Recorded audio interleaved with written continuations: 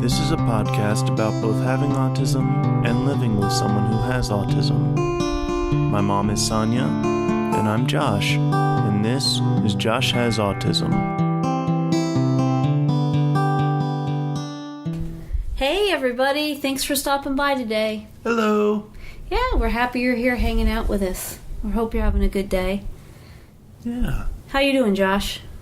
I'm doing pretty good. Yeah? Yeah, well, I know why. We'll let everybody in on that. How's that? All right. All right. So the subject that I want to talk to you today about is dating. Yeah. So, in romantic relationships. Yeah. Yeah. So I think it's pretty important for people to know that whatever diagnosis somebody has, that is not exclusive and would make it so that dating is impossible. Right. Or that the desire to have a romantic relationship is not there. So just because somebody is autistic does not mean that they're not interested in that kind of relationship. Right. Yeah. And so let's just start off with what just happened yesterday. Let's start off there. Well, before we get to that, I will say, for the record, before the first time I ever went on a date, I was not expecting to ever go on a date. Okay. I wasn't planning on it. I wasn't looking for it. It just worked out that way. Okay. That happens to a lot of people. I doubt a lot of people propose on the first date. Right. So that relationship was one that you were fairly young. Yeah. I would say, what were you, 19, 20? 19. Okay, 19. You had met through a writing or a website. A website that's for artists. And you met and you hit it off. Yeah, and about 6 months later, after talking with each other for almost every day of that time, I flew out and saw her. And we really hit it off, actually. And we were both on the spectrum. And you guys might have thought I was joking. I actually did propose to her on the first date. On the first official date, I should say. Right. Because you lived on opposite sides of the country. Yes. But that wasn't why I proposed. Right, sure. We just had a whole heck of a lot in common. Right. Yeah. And so that we don't gloss over this, that you flew out there. That was the most terrifying experience for your dad and I. And we had all kinds of, like I guess we have said before at school, like there's safety nets. Well, we had a lot of safety nets while you were flying as well. So that the airline had been contacted and that told that you need some, guidance and support maneuvering from one place in an airport to the next, and what flight you would be on, and everything about that. And just having you go and do something on your own was terrifying. Was just terrifying. Yeah. And I can imagine. You were just adamant about it. I had spoken to her mom multiple times. And it was something that you really, really wanted to do. I really, really didn't want you to do. And it was scary. It was really scary, but you had found a way to save up some money. So you bought the ticket. You did everything you could to go and see her.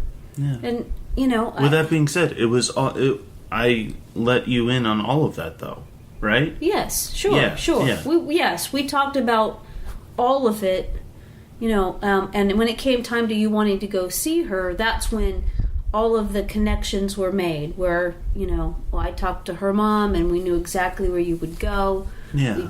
We talked enough to know they probably were not, dangerous people.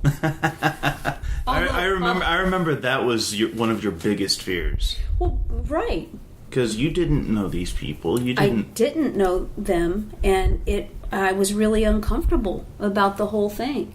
I mean, to that point, you were somebody that, that I was... It was necessary for me to be involved in so many aspects of your life. And it was a point where I was trying to back off and you were trying to be on your own. You still lived with us, of course, but you wanted more independence. And, it was a long period of time before we said okay, knowing that on the other end you were going to somebody that sounded anyway like they weren't threatening. Maybe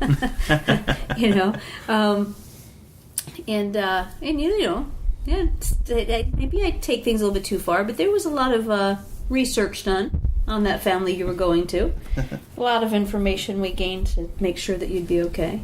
But that was so scary. That was really, really, really probably one of the most frightening experiences with you. I have acrophobia too, which is a fear of heights. Mm-hmm. So me going onto an airplane was huge. Yeah, right. And you did it. Yeah. You went out there, you met face to face, and you stayed for a week. You came back, and I thought, well, maybe this isn't going to work because, you're so far away or whatever. But nope, you came back and said, I proposed. Yeah. Now that relationship was one that you were cross country from each other for a number of years. Yes. And you would talk on the phone. Mm-hmm. And at the very end of the relationship, you got to spend about a month together. Yes. And during that month, I think there was a lot of insight that you gained and revelations that that person wasn't the right match for you. As much as I may have wanted her to be. Correct.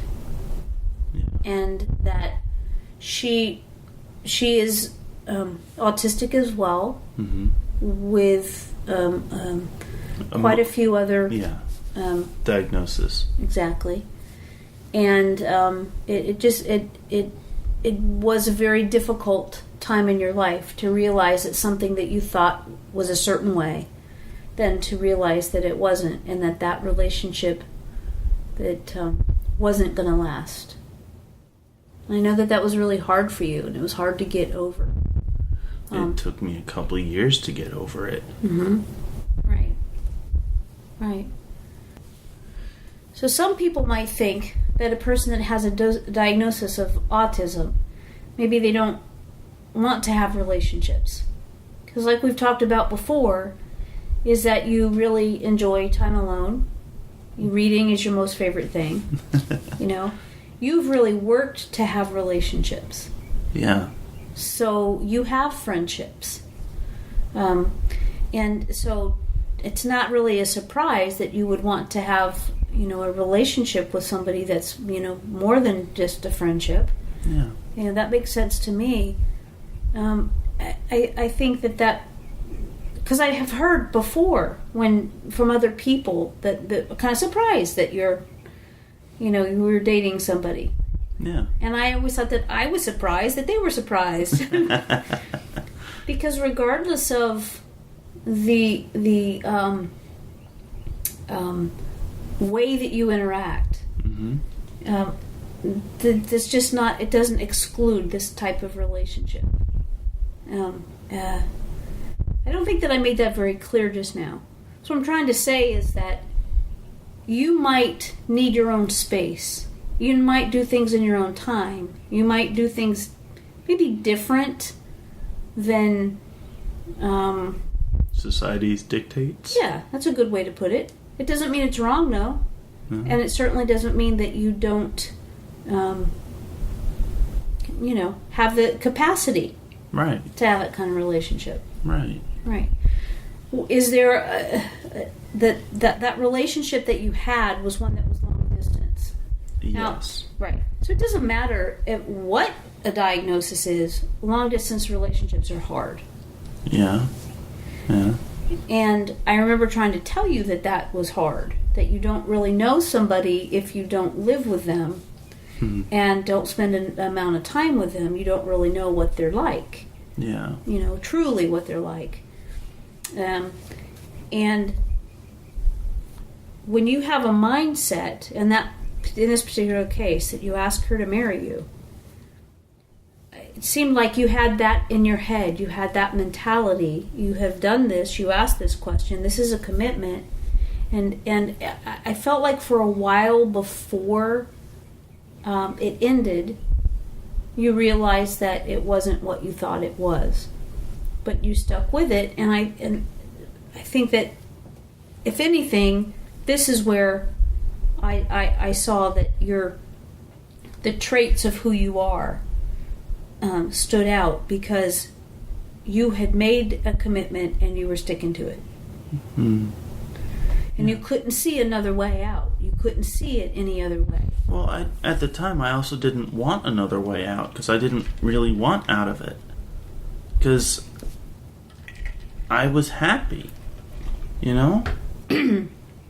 And so when everything in the relationship fell apart,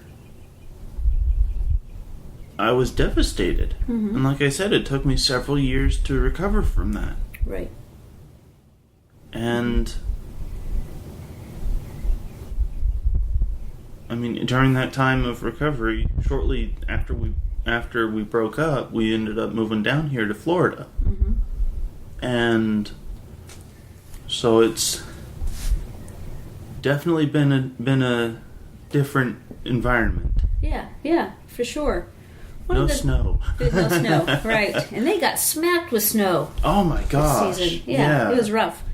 Well, the thing that I'm asking you about specifically is that, you know how when you have a thought pattern about something, that you like that pattern to be fixed. You like that repetition.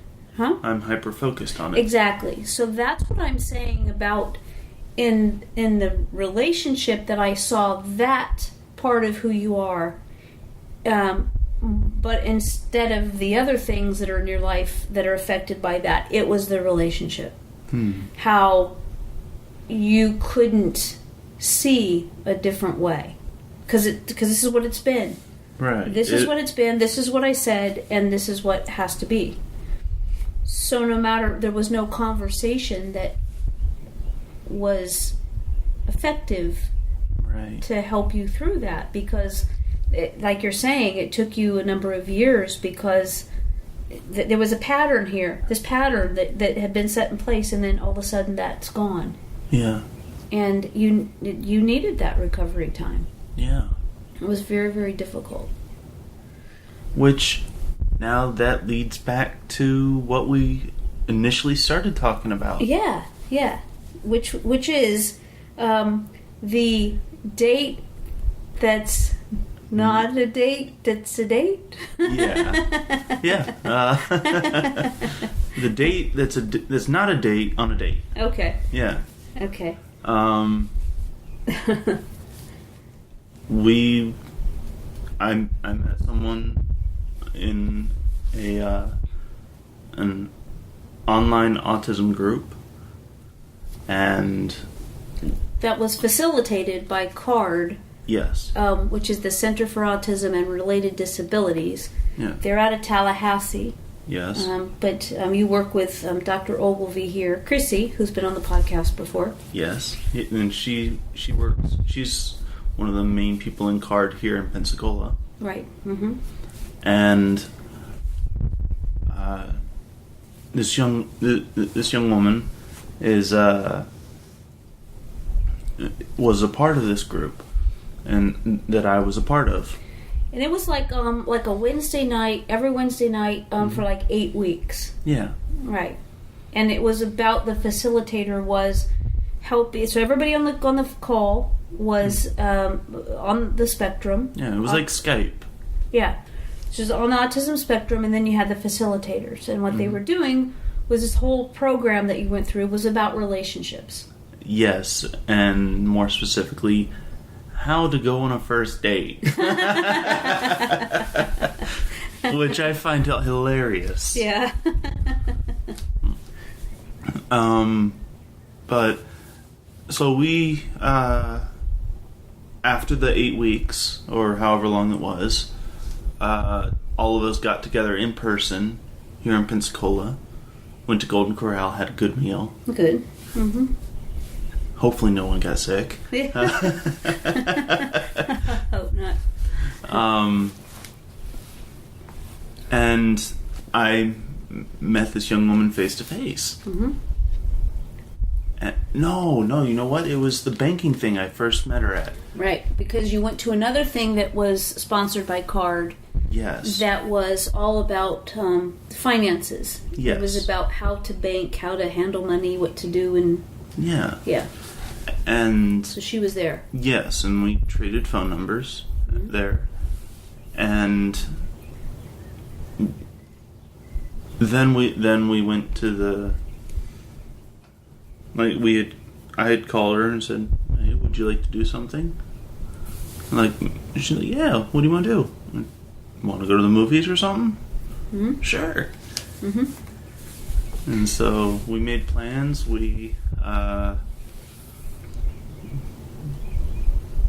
It was the day after the Golden Corral thing. Mm-hmm. Was when it was supposed to happen, and it did happen. Mm-hmm. That was yesterday. Yeah. Yeah. And that's pretty cool. Now, you're both on a budget. Mm-hmm. So you decided to go to McDonald's. For lunch, yes. Mm-hmm. For lunch. And I remember saying to you, well, McDonald's is expensive, but you said they have $1 menu. Yeah. So that's pretty cool. Yeah. And then you went to the movies, and you went to the matinee because it's cheaper going to a matinee than it is later on. Yeah. And then afterwards, we didn't really want to stop hanging out just yet. Mm-hmm. And so I was like, "Hey, do you want to..." She said she was getting hungry again. Mm-hmm. So I'm like, "Hey, why don't I make dinner?" Mm-hmm. Yeah. And so you came back to the house. Yeah. Yeah, and made her dinner. Yeah. Mm-hmm. Yeah. So you have a huge smile on your face. So this is a non-date? And I believe it was just as friends this time. Okay. With the possibility of it being more in the future. Okay. And you're comfortable with that? Yeah. All right. Have any idea what's going to happen? Probably go on another date that's not a date on a date. She's going to hang out as friends for a while. Yeah. Right. Yeah. So you enjoy her company. Yeah. Well, that's pretty cool. Yeah. Yeah. And it took you a long time to be willing to do that. And it took you a long time to find anybody that you wanted to go on a non-date with. Well, I have gone on a couple of dates since I finally moved on from... Mm-hmm. And between that time and now, Mm-hmm. and this pseudo date. Yeah. Right. And all, they all ended amicably. We're still friends. Mm-hmm. But we just realized we weren't right for each other, so we're still friends and everything. Mm-hmm. And now,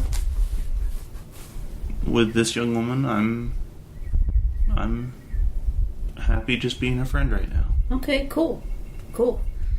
Something that is, because I'm the mom that's curious about everything, I ask you questions. Like I'll say, "Oh, very cool. And what's her name?" And you give me her name. I go, "Oh, cool. What's her last name?" "I don't know." I remember it. Don't say it. I'm not saying it, but I remember it. You do? You know it now? Yes. Awesome. There's a whole bunch of questions that I would think that you would know already. Mm-hmm. And sometimes so I'll ask you questions. What's her last name? And does she live with her parents? And you didn't know. And questions about, well, is she from here? I don't know. Is she all kinds of questions and you don't know. And so it's funny because you can spend a very good amount of time with somebody, and we've talked about this before in just friendships that you have, where you can spend a lot of time with them and you don't feel the need to gain this background information on them right away. Right. Kind of just happens for you. The organic way that happens with you is just over a period of time. Yeah. Because you're very much in the moment and enjoying somebody's company right then. Yeah. Rather than, and you explained it before, is that to find out about all the other stuff it's not that it's not important, but that the person that's there in front of you is what you're experiencing right then. Yeah. So that carries over into non-dating too? Dating, non-dating? Why don't we go with pseudo-dating? Pseudo-dating, okay. Okay. Yeah. Yeah, it follows that fairly well, actually. Uh-huh. So, I met her yesterday, and I think she's lovely.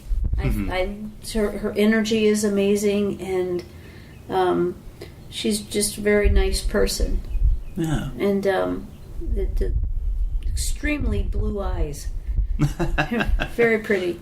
Very pretty. So she seemed like a really cool person. Yeah. And so I'm glad that you had such a good time yesterday. Yeah. I feel like that's, whether you want to put it that way or not, is that it's a very positive direction for you, and it really shows that you've healed from this other experience that you had. Yeah.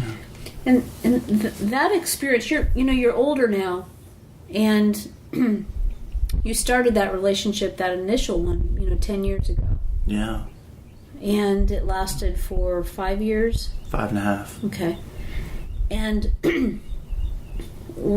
what often seemed to me during that relationship was that, because I wasn't in the relationship, so from outside of that I could look and see that a lot of times it seemed like your desire for what that was different than what it actually was. And that was really hard to watch. It was really hard to see that you had decided upon something and you were not comfortable viewing it any other way. And there were things that we talked about that were pretty tough things to talk about. And one of the things was that the person that we're talking about, as nice of a person, she's a very nice person. Yeah. Had a bunch of the diagnoses along with it, and because of that, I would not even say that much, because that's almost like saying the diagnosis got in the way, and that's not what we're saying here. Because we're saying that even with a diagnosis, you can still have a relationship. Exactly. You can. Yeah. What I think the better way of putting it for her would be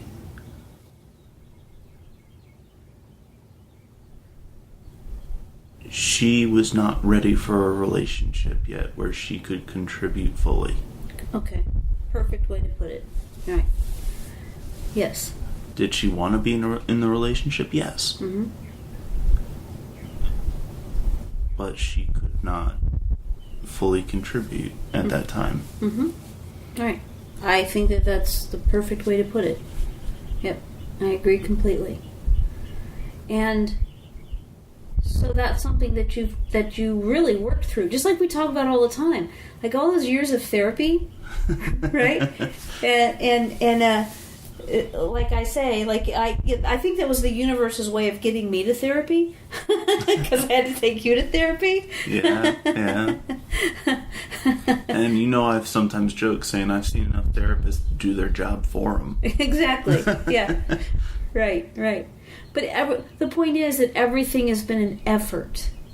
The things that you've accomplished in your life, you've really worked for those things. Yeah. So whether we're talking about making eye contact during a conversation, understanding that you can give other people a chance to say something, mm-hmm. And then you wait your turn.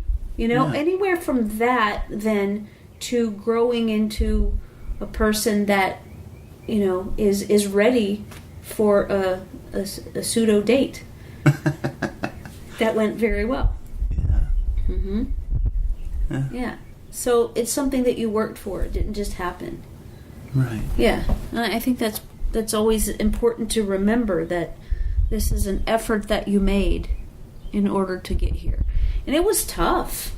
You had some tough times since we've been down here. Yeah.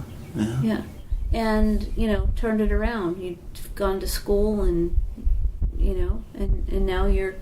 I got an 85 in the class. You did? Yes. That's awesome. Yeah. 85. Give me 5.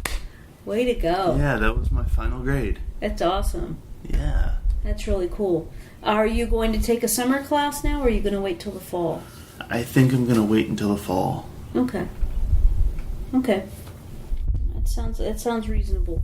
Sometimes summer classes go really fast. Yeah. So if you did find one, you should maybe consider just taking one class, because it's so fast. Not even that, because we have a lot of things we do over the summer that I don't want to miss out on this time.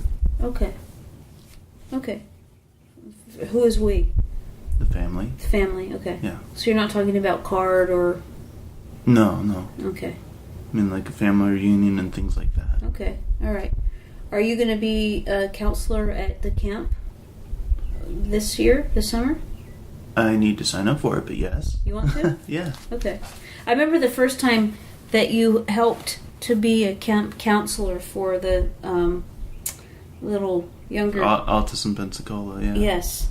And you came home and you said you had spent an entire week with these little guys, and you came home and said, "Mom, I just want to say I'm sorry." Yeah. I thought that was hysterical. Yeah. All right. So, anything else going on? Anything new? That's a pretty big deal. Yeah. There's a lot of things going on. I don't know if there's anything new per se. Okay. Let alone having to deal with me. Well, I think your date, your pseudo date yesterday is pretty cool. Yeah. And you've invited her over tomorrow. Yeah. For Mother's Day. Yes, which, by the way, everyone, happy Mother's Day. Mm-hmm. Yep, happy Mother's Day. Yeah. And happy Mother's Day, Mom. Thank you. Appreciate that. Yeah. All right. So if you don't have anything else to say about it, let me ask you just a couple more questions then. Okay. When you took this online class about dating, mm-hmm. was it helpful? And did you learn things that you didn't think about on your own before that? A lot of it was old news for me. Mm-hmm. But that's just because I've had experience with it. Mm-hmm.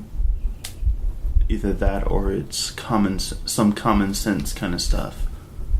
But with that being said, I think it was very beneficial for a lot of the people that were there. Mm-hmm. Because it goes over things that you don't, not you per se, but people with autism don't necessarily think about. Mm-hmm. And yeah, what kind of things?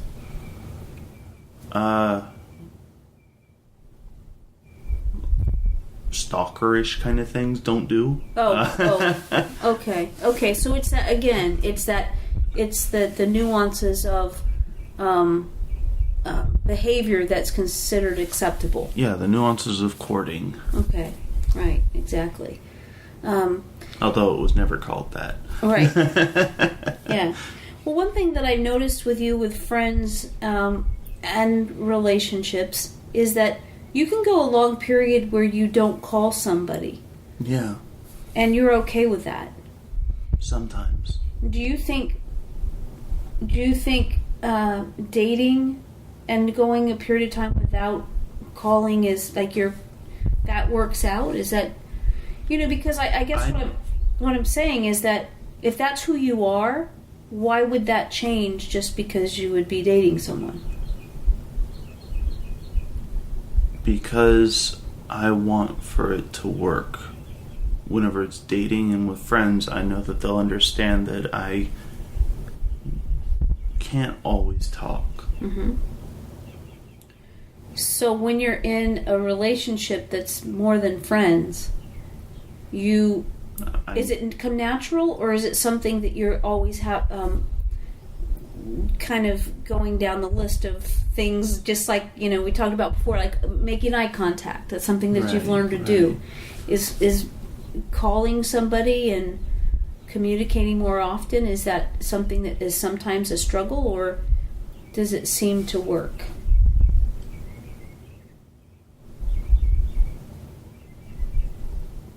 Let me try and explain this. Can I give an example? Sure, absolutely. All right. Whenever I was engaged, Mm-hmm. I would talk to her almost every day. Mm-hmm. And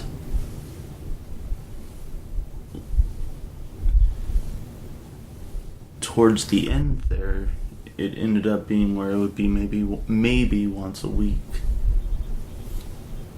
whenever she wasn't with me. Mm-hmm. And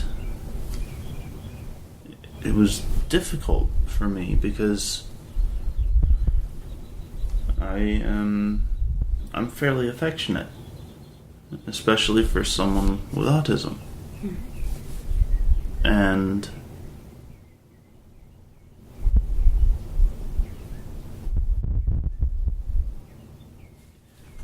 for me to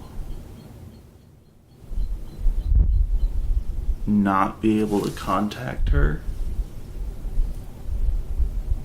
for whatever reason was kind of disheartening. Mm-hmm. And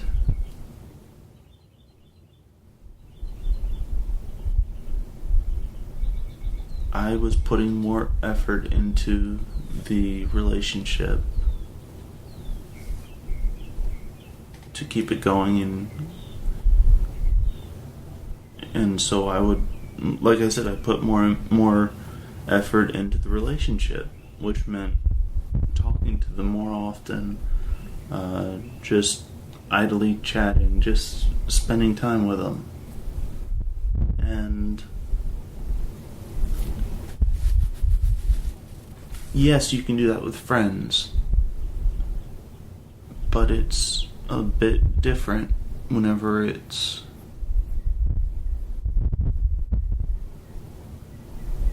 in a relationship like this. Mm-hmm. So does it come naturally to you then? Or is that something that you were consciously making the decision to make the phone calls because it's what you thought relationships were. It's how it worked in a relationship. Right. I'd actually say it was a little bit of a mix of the two. Because, I mean, sometimes I wouldn't necessarily want to talk to people, but I would still want to talk to her. Mm-hmm. And other times I wouldn't want to talk to anybody, but I still would talk to her. Mm-hmm. Because I knew that I needed to. Mm-hmm. Because, I mean, everybody has to vent sometimes, you know what I mean? More often than not, she was venting to me. Mm-hmm. Right. And, yeah. Okay. All right. Are you doing okay right now? Yeah. Okay. Yeah, I'm doing okay. Okay. I'm a little down now, but... Sorry. Sorry, honey. It's okay. Yeah. All right. Well, you've moved on. Yeah. Yep. That's not to say that is not to say that I've forgotten. Mm-hmm. And it's like they say, the first love never leaves you, right? Yeah. Yeah. That's right. That's right. Okay. Except she kind of did, but...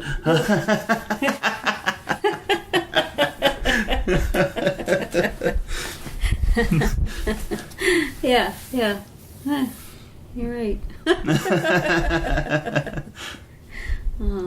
I can laugh about it, but now, but I mean, that's one thing that keeps relationships alive and healthy is being able to laugh about things. Mm-hmm. Yep, I agree with that. Yeah. That's just life in general, actually. Mm-hmm. So, all right then. Anything else? Not that I can think of. Okay. So that's it for today, everybody. Thanks so much for hanging out with us. And again, SonyaKing.com, at Sonya King Comedy. And Happy Mother's Day. Yep. Happy Mother's Day. Love you. Bye.